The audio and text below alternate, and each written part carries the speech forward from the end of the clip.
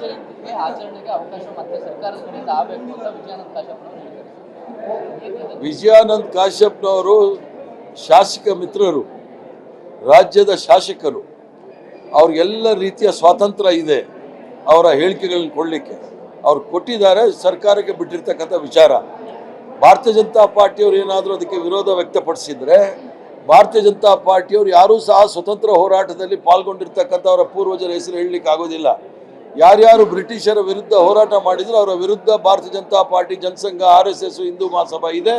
ಅದನ್ನು ಪುನಃ ಅವರು ಉಚ್ಚರಿಸ್ತಾ ಇದ್ದಾರೆ. ಅದ್ರ ಬಗ್ಗೆ ನಾವು ತಲೆ ಕೆಡಿಸ್ಕೊಳ್ಳೋದಿಲ್ಲ. ಬಿನ್ ಲಾಡೆನ್ ಜಯಂತಿ ಮಾಡಲಿ, ಪಾಕಿಸ್ತಾನದ ಜಯಂತಿ ಮಾಡಲಿ ಅಂತ ವಿರೋಧ ಪಕ್ಷ. ಅದೇ ಇವರು ಲಾಲ್ ಕೃಷ್ಣ ಅದ್ವಾನಿ ಅವರು ಹೋಗ್ಬಿಟ್ಟು ಲಾಹೋರಲ್ಲಿ ಮೊಹಮ್ಮದ್ ಅಲಿ ಜಿನ್ನಾ ಅವರ ಮಜಾರ್ಗೆ ಹೋಗ್ಬಿಟ್ಟು ಅಲ್ಲಿ ಹಬ್ಬ ಮಾಡಿ ಬಂದ್ರಲ್ಲ ಲಾಲ್ ಕೃಷ್ಣ ಅದ್ವಾನಿ ಅವರು, ಅವ್ರಿಗೋಗಿ ಹೇಳಿ.